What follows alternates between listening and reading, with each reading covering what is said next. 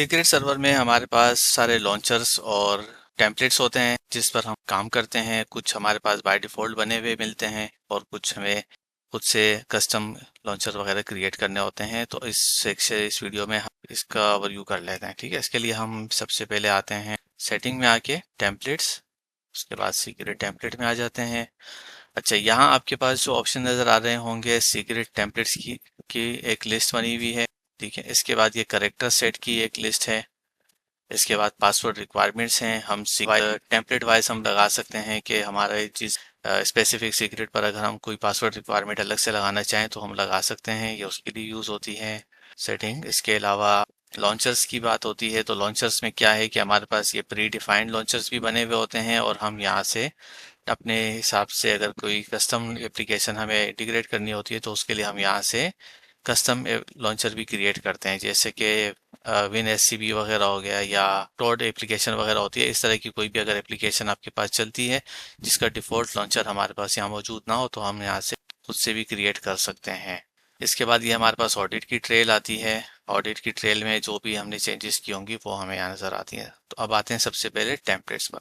Templates में क्या है कि ये हमारे पास टेम्पलेट्स की पूरी लिस्ट है और हम अगर किसी टेम्पलेट को जो हम समझते हो कि हमारे पास इस्तेमाल नहीं हो रही है तो वो हम यहाँ से डिसेबल कर सकते हैं। जब हम यहाँ से इसको डिसेबल कर देंगे तो हमारे जो भी यूज़र्स होंगे उनके पास ये ग्लोबल सेटिंग होती है।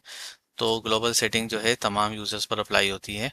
ठीक है, एक बात तो ये इस तरह से हमने जो जब डिसेबल कर देंगे वो हमारे एनवायरनमेंट में एंड यूजर्स के पास या हमारे पास विजिबल नहीं हो। दूसरा ऑप्शन ये है कि हम यहाँ से अगर कोई टेम्पलेट खुद से क्रिएट करना चाहें तो भी हम कर सकते हैं और अगर कोई इंपोर्ट करना चाहें तो भी XML फाइल के थ्रू इंपोर्ट कर सकते हैं।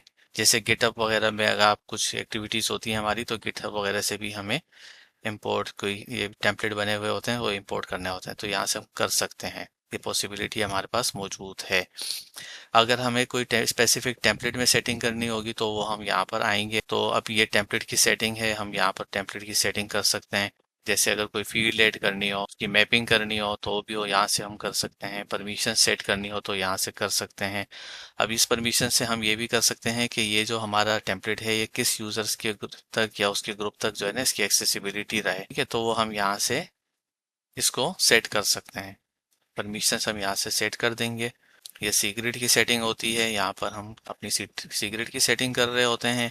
और अगर हम मैपिंग में आते हैं तो मैपिंग में क्या होता है कि अगर आपके पास कोई लॉन्चर को मैप करना चाहते हैं तो आप यहाँ से ऐड मैपिंग करके लेकर आ सकते हैं। जैसे मेरे पास एक एक्टिव डायरेक्टरी का है मगर मैं उसी के साथ अगर पटी को भी लेकर आना चाहूँ तो हम यहाँ से इस तरह से ला सकते हैं। और इसमें हम इंटीग्रेशन जब दे रहे होते हैं तो यहाँ पर हमें मैपिंग देनी होती है। इस तरह से हम जो है यहाँ पर अपनी मैपिंग दे रहे होते हैं। सेट कर देंगे तो अब आप देख सकते हैं इसमें हमारे पास एक और ऑप्शन होता है एक्सटेंडेड मैपिंग।